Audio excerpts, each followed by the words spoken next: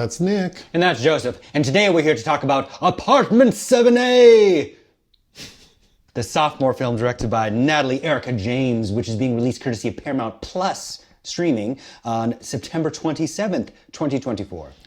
Do I know the director's first film? Yes, we reviewed her first film, Relic, from 2020, starring Emily Mortimer, which I believe we both liked.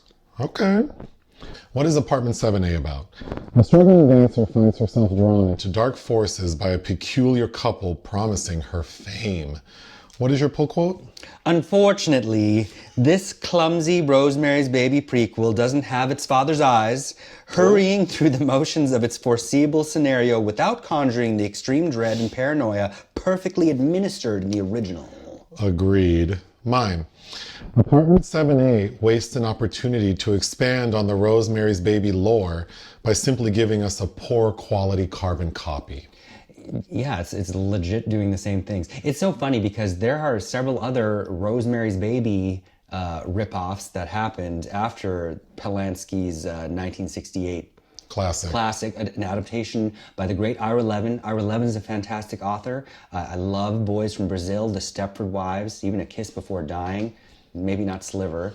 But as a kid, when I first read Rosemary's Baby, I read it about the time, right before Levin published a sequel, I believe in 1997. And I remember being so excited to read that. And he does with Rosemary's Baby as a whole-ass adult. And that, if you've read Son of Rosemary, he undoes it all in the final moments. He makes it a dream that Rosemary's having back in the 60s. Oh. And there's also a very poorly done television film from 1976 called Look What's Happened to Rosemary's Baby, which Ruth Gordon, who won an Oscar for Rosemary's Baby, returns in that TV film, which has a really good cast. Tina Louise, Donna Mills, Ray Milland. So worth a look for any of those people. And Patty Duke as the Rosemary character. But it seems we're still unable to kind of get back to what made the original film so great. Yeah. So for people who are familiar with Rosemary's Baby, it opens with a woman leaping to her death onto a sidewalk, and we see a couple approaching the chaos, and that couple is Mia Farrow, her character, and her husband. John Cassavetes, the Woodhouses, yep. So this movie is about the lady who jumped, but the story is the exact same thing. Yes, so I guess the MO of these Satanists at the Bramford, we might as well just call them Scientologists because they're targeting actors. Right?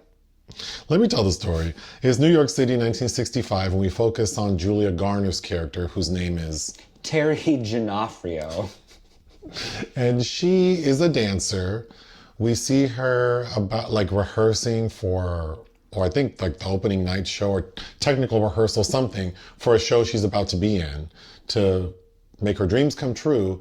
And she like sprains her ankle really bad or tears something such that it requires surgery.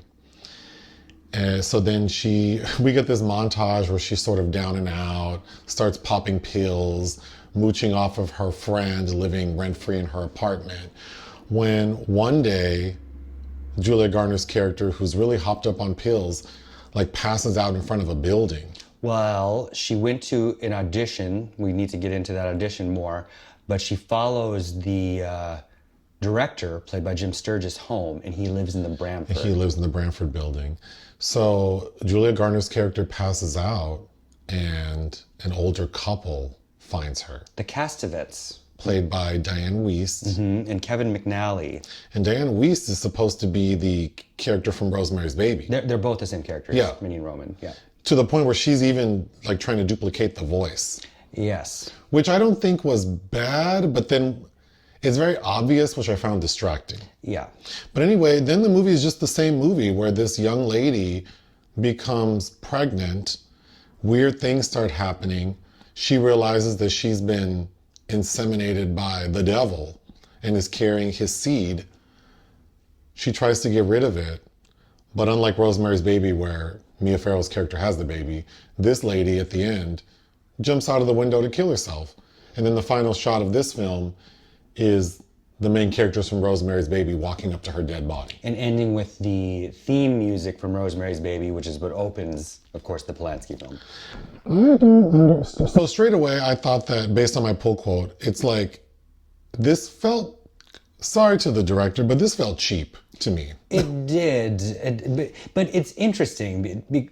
I think there's an interesting way to have done this, but I would have much rather seen the Castevets or the satanic cult kind of learning how to best procure the living womb they need for Satan, and maybe that Terry is one of many in a line of failures because they weren't doing it right. Okay, so yeah, the better story would have been, well, I don't understand why you would, so many years later, want to reinvent this story, but really just make it the same movie with an adjacent character. I also agree the better story would have been to focus on this group of old people trying to birth the spawn of Satan. Mm-hmm. And like we were talking about earlier, maybe focus on how they're trying to lure young women in, what works, what doesn't work. And then maybe the real gag of the story could have been the final girl ends up being the girl who jumps to her death in Rosemary's Baby. And how much better would it have been if we only really realized that at the end of the film? Right. But even because I didn't know that this was, the apartment 7A didn't clue me in until we started it and you said, oh, do you know what this is about? But had I not known, as soon as Dianne Wiest popped up, I would have realized, oh, this is like Rosemary's Baby. And I do love two-time Oscar winner Dianne Wiest. And she has some fun, creepy moments. It just feels just like such a pale echo of Ruth Gordon. This almost feels like it could have been either like a parody, like if Julia Garner were the host of SNL and they got her and Dianne Wiest to do a skit about Rosemary's Baby. Or I also thought, wouldn't it be fun if there were an anthology paying homage to all the classic horror films? Halloween, Friday the 13th, The Exorcist, Rosemary's Baby. But each vignette is about a character adjacent to the story we all know and love. And that's where this whatever her name is. What's that character's name again? Terry Gionoffrio. Well, and it just doesn't situate. So, you know, the original film novel is a wife that is already hemmed up in a marriage that her husband, you know, sells her soul, her womb to the devil so that he can have a career as an actor. So when we reconstitute it where the property, the womb, is also like having a flourishing career, and it comes up, it's like they don't know how to correctly get around, like you're not going to be able to work as a dancer while you're pregnant, and it's going to ruin the career that we promised you. So there had to be some other way that they're trying to close in on her. Because we do get a scene where the director of this production explains to her that, you know, you'll have a career after you deliver the baby. How? Why? What's happening? Right. Okay, so everything happens so fast. Immediately we see Julia Garner's character hurt her ankle, get surgery, try to recuperate, but is clearly having a hard time not being able to pursue her career, becomes, I guess, addicted to pain meds, tries to then audition for parts. But Julia Garner's character is walking around like she has a peg leg. Like, no one in their right mind would think that this woman could dance on Broadway. She's walking around like you see some injured seagull on the beach. Yeah, and then we get a scene that was effective in making me upset, which was that she goes to audition and some casting director's like, oh, you're that girl. The older homosexuals like, she's the fallen girl. They're talking about her like she's famous. Like there's only been one girl on Broadway this year who has fallen. Who's fallen, yeah. But he makes her he says, well, what's the move you were doing that caused you to do your have your injury? And she's like, oh, it was the stanky leg or whatever. So he says, do it. Do that stanky leg. And he says to do it like 20 times. So we see her keep doing it and clearly she's in pain. This triple axel. Yeah, until she finally, it's clear that she's hurt herself again. Yeah, and that is an upsetting scene, but it just isn't set up right. It's so, because what is the motivation for this man to do this to her? Right, and the only purpose it serves is that in the end, the handsome man who's Jim Sturgess, Alan Marchand, the director, he's also at that casting call. And so he gets up and tells her, he kind of comforts her. Kind of, but then he tells her, because we learn during this audition that she grew up on a farm, A pig farm. and he basically tells her to Squeal like a pig. Squeal like a pig on the ground. She's like, I won't. I'll do anything for love, but I won't do that. I won't do something undignified. He's like, okay. So she's like, I won't demean myself. So Right. he's like, okay, well, ta-ta. But the only thing that makes sense for that casting director to do that to her is be like, oh, you're that girl that ruined my friend's production. Something. And caused like all of this drama in, amongst those who are notable in the scene. There has to be some kind of motivation for him to do that to her, in my mind. So up to this point, I did not have high hopes, but then we see that, like you already mentioned, Julia Garner goes to the Bramford to follow this director, Jim Sturgess. He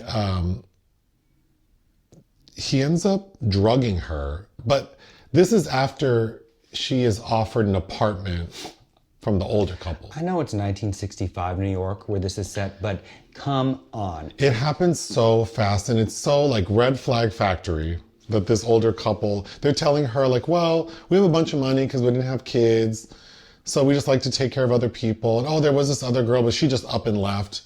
It happens immediately. Like immediately. They offered her this beautiful apartment rent-free. They needed to, because these are two old spiders, and they needed to coax her and make her feel comfortable. Like, we're worried about you, come back and see us, have dinner, and also have that dangling carrot of this director living in the building, and draw it out of her that she's having a hard time where she is living, so it seems organic. There is a way to trap people, and this is not it. No, because they offer her this beautiful apartment rent-free immediately, and then we cut to her back at her friend's place where she's been living. And she goes, this is a great opportunity, I have to do it. This is my chance, like, at freedom. Okay. It tells you how shitty her friends are, too, because they're like, bye. But I got ahead of myself, so getting back to Jim Sturgess, it's very clear that everyone in the building is in cahoots, and the older couple sets up this cocktail dinner with Jim Sturgess. Mm-hmm. But then at the last minute, Julia Garner is told that everyone is canceled. So now it's just the two of them, her and this director. He drugs her. She wakes up the next morning in his bed, so clearly they've had sex. But then we get this fantasy sequence. Well, much like the "this is really happening" moment, the rape in Rosemary's Baby. And I thought, while it wasn't as effective as the similar scene in Rosemary's Baby, I thought, oh, this is kind of interesting visually, because we get the demon more than once, and I wrote down that it was a drag queen demon, because this demon looks like the demon from, we just reviewed a movie with Samara Weaving. Azrael. And I feel like this demon looked like the demons in that movie, except they're covered in Swarovski crystals. Oh, they're very beautiful. I would love this demon statue the way. Yeah, it looks really cool. It's very striking. And again, if the film had correctly come with an ambiance or a mood, that would have really popped. Because the magic of Rosemary's Baby is what we don't see. Mm-hmm. But in this film, we're shown a lot. And I don't know that it works entirely. It's almost like they just needed to do something, approach it entirely, like an entirely different way. Yes. Like, why have Dianne Wiest trying to mimic? I just found that so distracting. Well, because we see a scene, because one of their followers has doubt, like Meryl, about what she's doing, contributing to this whole scheme. And there's an argument on a Halloween party at the Castevets. And Dianne Wiest is using a different voice That's right. than that kind of cloying, older New York resident voice that she's doing. That's very much a caricature.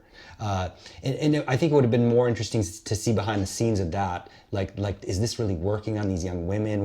What really makes them feel comfortable for us to, bamboozle them? At that same party, the Castevets give Julia Garner's character some tannis. Like some tannis root in a necklace and a mink coat. We also get a scene where I was confused because Dianne Wiest introduces Julia Garner to a woman who's a judge. She was the first female judge in New York or something. But then she's telling her, oh, let her look at your ankle. Why didn't they have her be like a doctor? I don't know. Why would you want a judge looking at your broke ankle? So Julia Garner goes, okay, lifts her foot up, and the lady whips out this like pesto sauce and rubs it on her. And then we see like the next day, that Julia Garner's fully healed. And that's what allows her to then work in this new production. That looks like Metropolis, the musical. I don't know what they were doing. Yeah, that production that she was working on didn't work. Also, a character we saw in another movie. Rosy McEwen, who we just saw in the film Harvest. We also reviewed Blue Jean, which I think she's excellent in. She plays like the mean girl who's the lead in the production Julia Garner's in, who keeps antagonizing her. Vera. Mm-hmm. But ultimately, when Julia Garner realizes she's pregnant, of course she's freaked out, contemplating terminating the pregnancy, but she tells Dianne Wiest, and Dianne Wiest says, no. If you keep the baby and give it to us, we'll give it the most fabulous life ever, and we'll make all your dreams come true. All the red flags here. And then Dianne Wiest tells Julia Garner, I know what you want. You want your name on the marquee. Terry Gionoffrio. And we see it. And I can make that happen. Just make sure you have this baby and give it to me. And Julia Garner says, okay.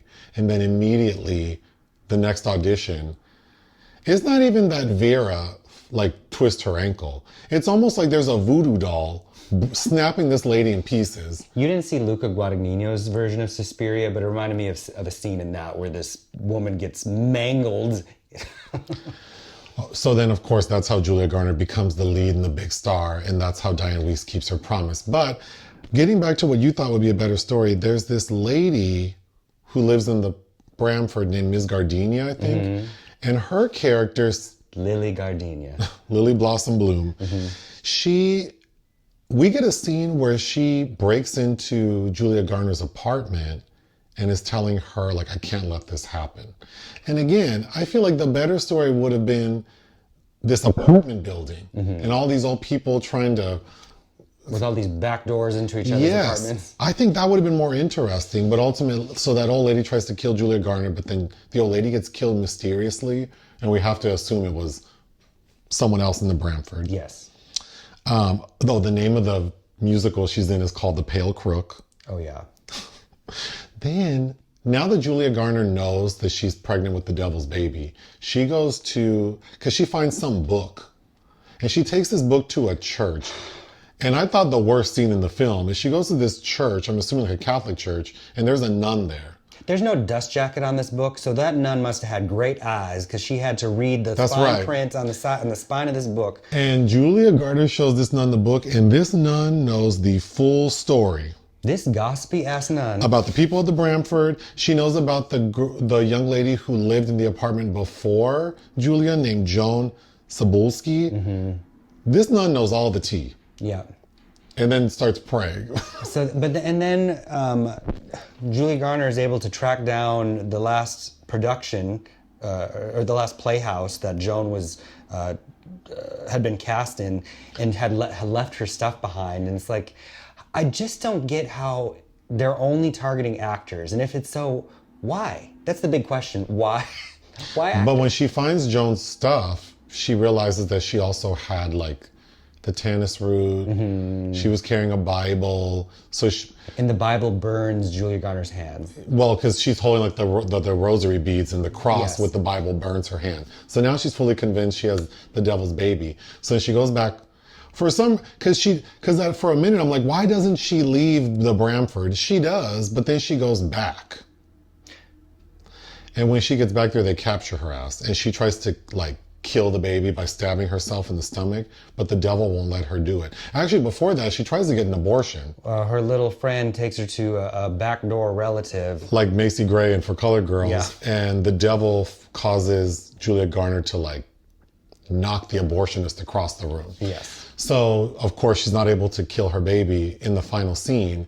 So then all of a sudden, Julia Garner starts dancing, and I thought that was so awkward. It is very awkwardly choreographed, and also I resented that it's awkwardly choreographed to a song I love by the Ronettes. And then all of a sudden, Julia Garner goes, "Hail Satan."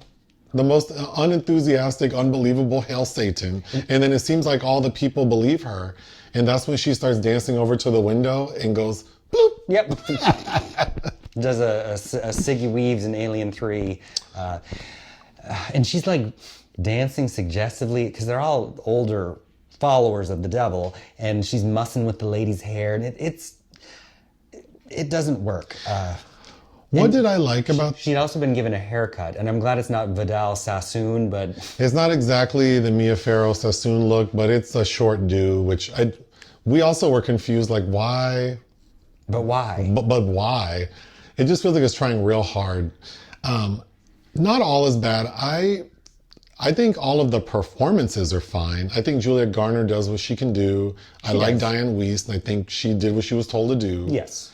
But yeah, this is not something I needed. They say it should have just been called The Fallen Girl instead of Apartment 7A. Oh, I wrote down it should have been called The Girl Who Fell. Yeah. Because they keep talking about her. Which is also very metaphorical, like Lucifer also fell from grace, right? And, you know, I liked the jewel demon personification since he was supposedly God's most beautiful angel. But then we get, you know, more of the standardized things with horns.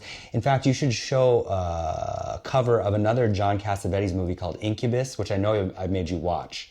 But the cover of that of that VHS looked just kind of like the other personification that we see. What would you give Apartment 7A? I would give it 2, unfortunately. Yeah, this didn't work for me. I would give it 2 out of 5. Join us on Patreon and listen to our podcast. Bye.